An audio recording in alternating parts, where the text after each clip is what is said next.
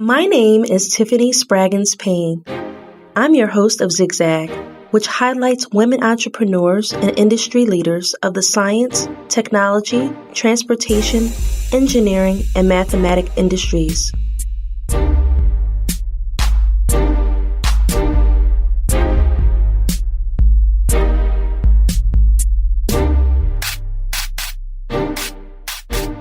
We talk to these women about their business models and how they differ from their competitors.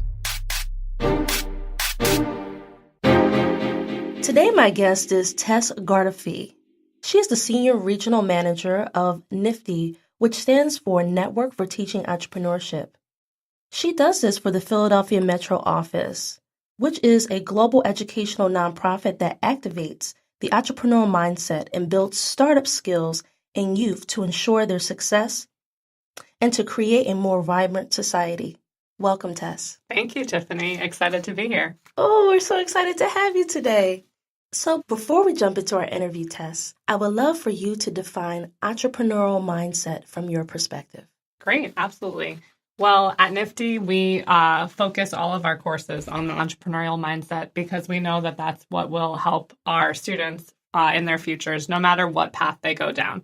So the entrepreneurial mindset to me is comprised of skills like risk-taking, future orientation, opportunity recognition. So all of those skills are skills that entrepreneurs automatically possess. They have to be willing to, take any risks that come with having their own business. But then they also are constantly thinking, what's going to be the next big thing? Who can I partner with? Yes. So these are skills that students, no matter what industry they're looking into, these are skills that are important to have. That's awesome. And so prior to your work with NFTE, you taught middle school, English and social studies in New Orleans. What was that experience like and what brought you to that work? So I did love living in New Orleans. The students there were amazing. It was definitely challenging work. I, had my work cut out for me, but I learned a lot, and that's sort of why I'm still in education and why I appreciate the work that NFTE does, because it's very innovative. It brings, life into the classroom in a way that I think is very unique. And I also see that students who previously have been disengaged in school are really excited about, working on their businesses, pitching in front of judges, the opportunity to win prize money for their ideas. That's what I like to, be a part of. That's great. You were also an organizer and a mentor leader for future projects. You were a site director. And you help prepare high school students get ready for college. And this was a part of a nonprofit initiative. Yeah. So back before I worked at NFTE, before I was a teacher, I definitely had, my hands in a few other nonprofits. So the Future Project and Let's Get Ready was the college readiness one. And so both of those are great nonprofits that do help, students. I think kind of a pattern for my work and sort of what I'm passionate about is helping specifically underserved communities and students that might not have the same opportunities as those that live in wealthier areas across the country. So both of those nonprofits, in addition to NFTE, have a priority of serving that population. And I've been learning a lot. I think, the work is tough, but being involved with businesses and other corporate companies that feel, the need to give back is also a great perk of this work. So tell us a little bit about your journey. How did you yourself have an entrepreneurial spirit kind of growing up, as a little girl? Like what piqued your interest about entrepreneurship? Yeah, that's a great question. I do feel it's funny. I sort of fell into it, so I didn't have as much entrepreneurial experience before working at NFTE, but now I definitely do. I've caught the entrepreneurial bug. I actually keep a note in my phone of all my business ideas. Awesome. And I do sometimes share them with students as examples, but I promise them not to steal. I make a promise to them that they won't steal my idea. Yes. Which they understand, and they usually say yes to. So I haven't been always entrepreneurial. I think I've been interested in being sort of a leader, and I love building communication skills, collaboration skills, creativity, and innovation. So those types of entrepreneurial mindset domains is what we call them.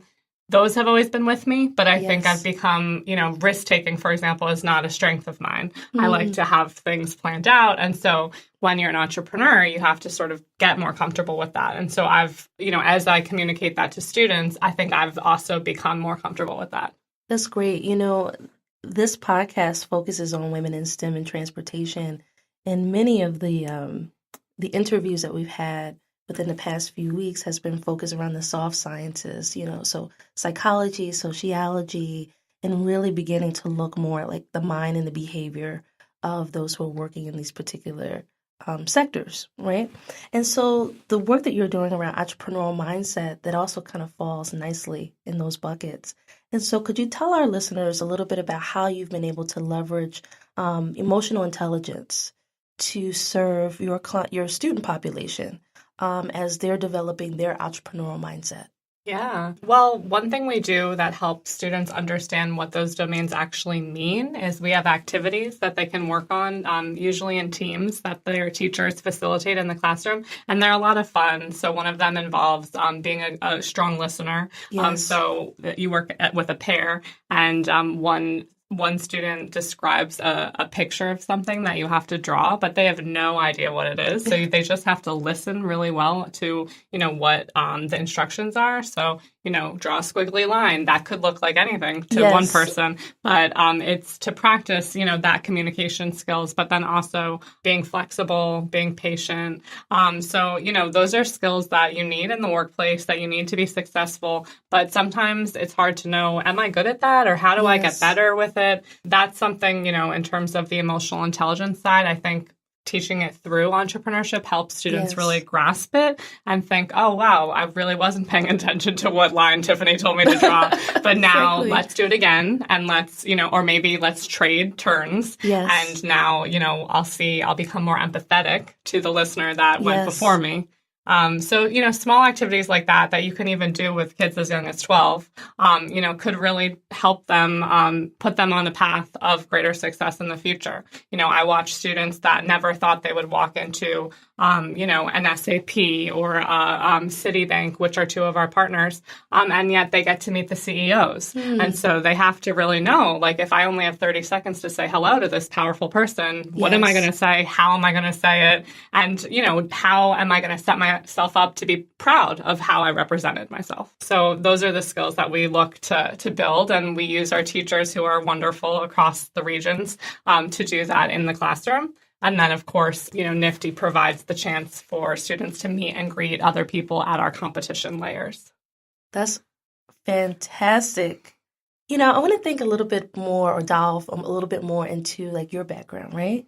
So when you were in college, what were the courses that stood out the most to you? Given the population that you're working with, high school students at varying levels of competency and ability and mindset, when you think back to your college years, what were those classes or professors that kind of stood out to you? Yeah. Well, I was really fortunate. I got the chance to study abroad. And so I went to Ghana in Wow. West Africa, which I think was one of my favorite parts of college. I learned a ton and, of course, enjoyed the classes. But, I think it was the experience of being in a new country, being in a totally different continent that Yes. really was helped, expose me to what I was passionate about, which ultimately ended up being social justice education. So even though I did study international development was my focus, so I Yes. thought I was going to go work maybe at the UN or for a larger international nonprofit. But then I sort of fell in love with education. So I took a class with Pedro Noguera, who is sort of a well-known education guy. And that class, along with some of my internships at different nonprofits, sort of convinced me to pursue education. And so that's why I love being more on the side of entrepreneurship, because Yes. entrepreneurship is, something that connects people from all over the world. I think our students, I hope that one day they'll see that by knowing a bit about business and how to be a successful small business owner, Yes. they can really connect with people from any different country, any different city, because business is, a language spoken everywhere, if you Yes. Very true. will. Yeah. So that was a big defining college experience. And I specifically I went to NYU, and NYU has a school called Gallatin where you can choose your major. So I really appreciated the freedom and flexibility that gave me. So I took a few interesting social justice classes and found that the small group dynamic was really helpful for me because I love to have, thoughtful discussions and really hear people's opinions, play devil's advocate. I think that's a fun experience for college students to have. That's really awesome. In the spirit of immersive learning and experiential learning, at NFTE, you actually facilitate two initiatives. One, you just wrapped up your semifinals competition. What was that like working with how many high school students? We had about 35 businesses represented from our various high schools across the region. Wow. So that was really exciting, and we were really, proud of each business that participated. One of the hardest parts, right, is seeing students that did so well and, really defined their business opportunity in a clear way, but they, might not have passed along to the next round. And so, what that means for us is looking at other opportunities to connect them with, because just because you didn't win the competition doesn't mean you're not going to continue with your business. In fact, I've worked with a number of students in some of our other regions where, the ones that didn't win might actually be more successful because that's another drive, more of a push. Yes. So I do hope that, all students take feedback, which is, even hard for adults, take feedback, apply it, continue to seek out additional resources, mentors, and then keep on going, right? I think the, common entrepreneurial, maxim is, failure will only help you in the long run. And it's a hard lesson for young people, but I think entrepreneurs do learn it more quickly than some folks in other industries. That's great. Let's unpack that a little bit. So for those students who are business owners that participated in this competition, what was that process like? Where does these young people come from? Sure. So NFTE currently in the Philadelphia metro region works with 24 schools. And as I mentioned before, our focus is to work with underserved schools. Yes. And so we have, schools across Philly, in Delaware, and then also in southern New Jersey. And we are looking, for new schools to partner with who are interested. Yes. But the way it works is we have, some wonderful teachers that are already working in these high schools, and they are trained in NFTE's curriculum and then implement the course throughout the year. So the students all develop their own business plans and then get ready to pitch at these finals events that we host. And so they're tasked with developing a 7-minute pitch. Yes. And then, everything from what's the opportunity, who are you targeting, what's your marketing plan, give us the financials, so the whole 9 yards. And then the judges will, ask them questions and then make a decision. And so from those 35 businesses, we narrowed it down to a top 3. And those top 3 will be pitching again at our big regional finals. Yay! Yes. And that is coming up on the 31st, May 31st at the Downtown Club. All are welcome. It should be a very fun, fancy event. And besides the top 3, there'll definitely be other students there that are showcasing their businesses. So guests can go interact with them, hear their pitches, potentially even buy something from a student. Yes. So that's a great event to come and see, how amazing NFTE students are. That's incredible. And, what excites me the most is, Tessa, you've invited me in to be a special judge, a guest judge for the semifinals. And what I loved about that experience was that all of the young people that came in were really poised to give their pitch. I mean, they had a very impressive slide deck, business cards, they were shaking our hands. And, at the end, irrespective of what the outcome may be, they were just as optimistic as one can imagine. And so can you talk to us about how you help these young people to prepare for such a pitch? Sure. Well, the students that presented at that finals round did all win their classroom competition. So they had already done their pitch at least once and hopefully many more times than that. Yes. But I think, we try to help the teachers feel strong about fusing in different ways that the students can present. So Yes. after any activity, that really can be an opportunity to present and share not only what you got out of the activity, what you learned, but maybe how you would do things differently, like in those challenges that I mentioned that are tied to the different traits of the entrepreneurial mindset. Yes. So if you learned, wow, I'm not much of a risk taker, but here's what I would do to improve that trait, that can be a mini presentation. So the more comfortable students feel sharing their thoughts and explaining the why behind them, Yes. that's setting them up to be successful with their end of year business pitch. And of course, the research becomes really important. I think and it would be great for you to say if you agree, but I think sometimes what makes students' presentations more compelling is when Yes. they really have their research down pat. And that, again, lives in the teachers. If the teachers can say, Johnny, you should really check out this site because that's where you can get more customer information. And, Absolutely. ultimately, it's definitely the teachers, but students who really, dive into this are very self-motivated. They're passionate about their business concept. In fact, those that work on businesses where, they have a tie to it. Maybe it's a hobby they've had since they were young. Maybe it's the profession their mom's in, right? Those businesses often are successful because the students are really, invested in that idea already. Wow. Can you tell us how you and your team and essentially the teachers have been able to keep the momentum going with these young people? What are the age groups in which you are working with these high school students? Sure. NFTE does have programs for students in 6th through 12th grade.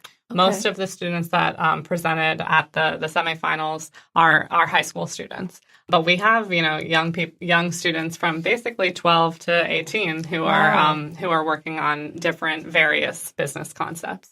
So I think it is, things can get hard. Students can get frustrated, as all entrepreneurs do. They want to scrap their idea entirely. But I think, the teachers know that there's a light at the end of the tunnel, and I think they can communicate that to their students. NFTE also really tries to support our alums. So we sort of share with them the benefits of sticking through, not only finishing their business plan, but even staying in touch with NFTE. So we do have internships and scholarships and also partner events. One thing that makes me excited is Philadelphia is becoming a lot more entrepreneurial. I think there's a bunch of startups. I just met with a friend from Venture for America this morning. Wow. And that's a really cool organization that helps young, folks interested in entrepreneurship pursue that. So I think we can share that with our students, make connections for them. That's sometimes the most helpful thing we can do. So when there is those tough spots, I think the teachers and NFTE staff are right there ready to keep pushing the students, help them persevere and know that they can, rely on us as a network, but then also, stay inspired through their own potential futures. Great. Who might be some aspirational mentors that you're looking for, as you grow your career, working in entrepreneurship with young people? You have a long list of business ventures that someday you're really just going to pull the trigger on, right? So who might be some aspirational mentors that you've been thinking of in Philadelphia or beyond that can help you launch your first business venture? Wow, what a great question. Well, I am looking for, anyone in the field of, innovative education. That's, definitely the area I would like to stay in for a long time. So some of my business venture ideas are around education, but some are not. Yes. And so for more of my nonprofit-y education ideas, I would love to connect with folks that are at the city level, also folks that are doing innovative things at the higher education level, since I think there's like a gap there right now between K-12 education and higher education. And what can we do as people that really care about the futures of young people to bridge that gap in an innovative way? I think that's sort of a passion I have and something I've identified as a need that makes sense to solve. So I've already connected with some people at the Community College of Philadelphia, but anyone else, welcome to reach me. So this is a call, this is a call to action. So if there are some mentors out there that can walk alongside Tess and help her take advantage of launching one of those ventures, please reach out. Awesome. She's looking forward to that. I'm looking forward to seeing her launch of her venture. Tess, tell us a little bit about Philadelphia. Why did you come to Philadelphia to do this work with NFTE? Yeah, I mean, NFTE in Philadelphia, there's already some really great partnerships that have been in the works for a long time. But I do think Philly is on the cusp of something great. And with all of this momentum, NFTE is ready to sort of rise up and be the main entrepreneurial organization in the city.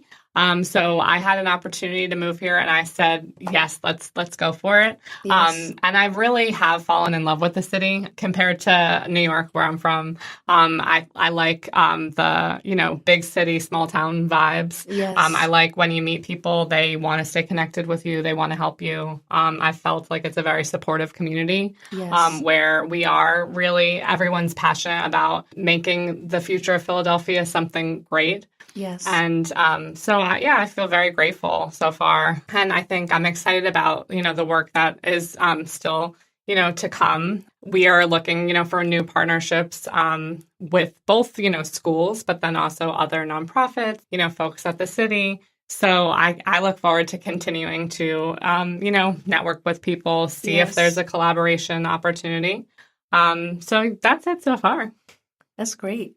And what's interesting is that you partnered with us, with the U.S. Department of Transportation to facilitate a product innovation pitch with our Women and Girls in Transportation initiative. 40 high school age girls in a room, and you were able to command that room. And you facilitated a number of small groups where these young ladies were given, about 15 minutes? Yeah, just 15 minutes. Tell our listeners about that experience and how you were able to bring those young ladies along. Sure. So that's an activity that, we do a lot with NFTE classrooms. It's called the Product Innovation Game. And the way it works is students work in teams and they're given a set baggie of supplies, just household items, paper plate, straw, cotton balls, and they have to think big, think outside the box, put those creative, innovative skills to the test, and come up with an original product. Yes. And, we do tell them they are able to imagine that certain materials exist and are representing other materials. So a pipe cleaner could be a goldenrod, if you will. Yes. And so the students have to not only put together, the physical product, but then also prepare a pitch. And we encourage them to, work together, collaborate, so that every student gets a chance to speak about the product. Yes. They talk about who they would market it to, how much it would cost, how it might, be better than any competitors. Yes. And the amazing thing is usually what happens is every group comes up with a completely different idea.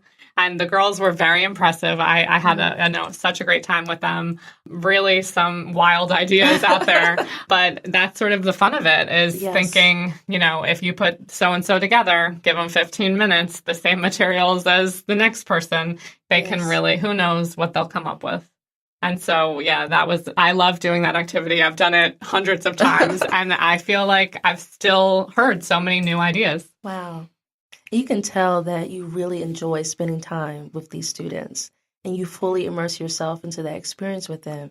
And so with that being said, I would love for you to talk about what might have been some immersive experiences that you've had at their age, in middle school and high school. Did you have any science teachers or creative arts teachers or teachers who just kind of said, hey, here's a box of stuff or here's some paper and a pen, just stream of consciousness, trying to figure out like what you want to do, create something like that innovation piece around education. Like, I love how you link those two in your pursuit of those two. Talk about where you might have noticed some of those experiences in the earlier years of your life. Sure.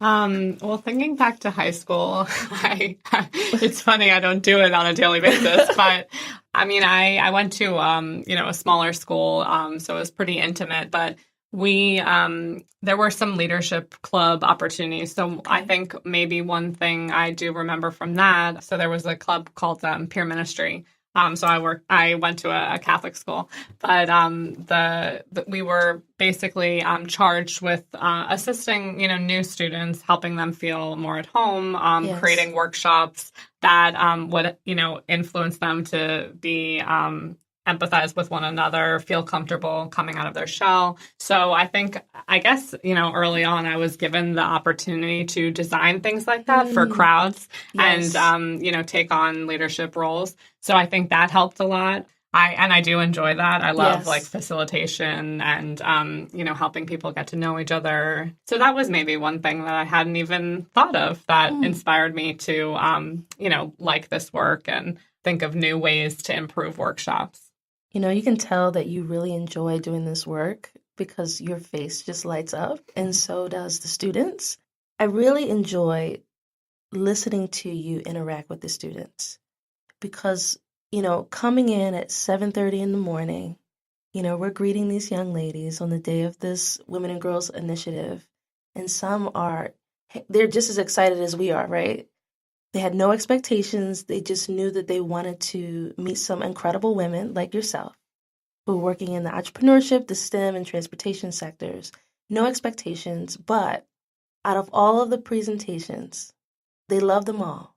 But the one that showed up the most on the evaluations was the one with Miss Tess Gardephe, the entrepreneurial mindset.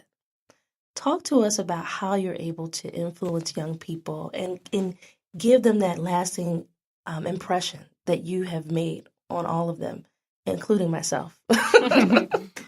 Well, thank you for that. You're welcome. I think that one way that I, help young people feel inspired is by pulling out things that they might not consider as strengths of theirs, right? So I think when you prompt students, when you front load information and then say, well, give me an example, or who's an entrepreneur you know well, they're able to really speak to that. And they might not have been asked that before. So you're already building up their confidence and showing them examples of them being successful. So then by the time they have to come up with a pitch, they've already had a few successes.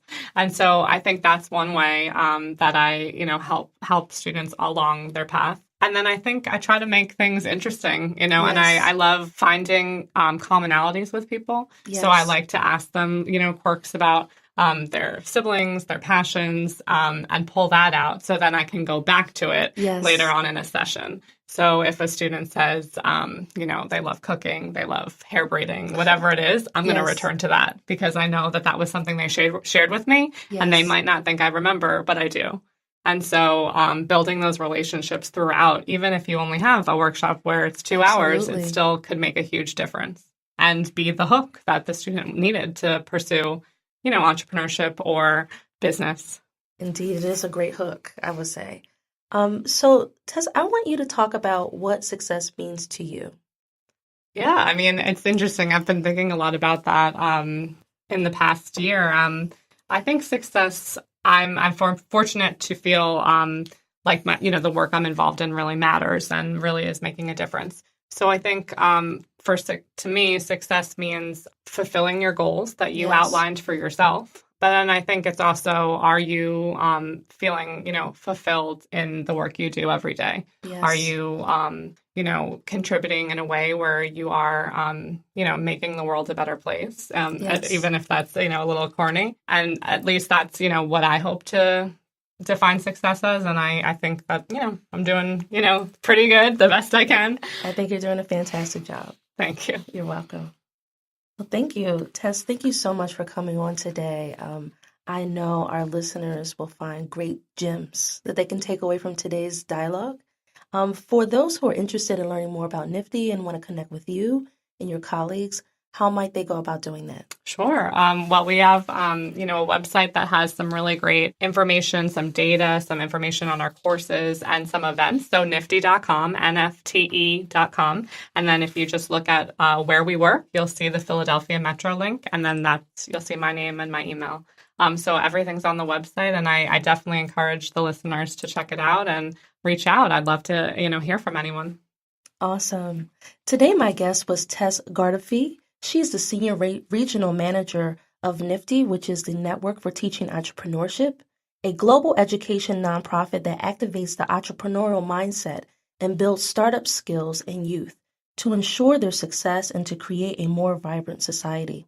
For more information about Zigzag, you can find us at www.theenterprisecenter.com. This is Tiffany Spraggins-Payne, and I'm signing off. Hello everyone, this is Ryan Martin, the production consultant for The Grit Live. If you enjoy our programming, the most important thing you can do to support us is share each episode with your friends and family. You can also leave us a rating and a review on the podcast player of your choice to help others find us.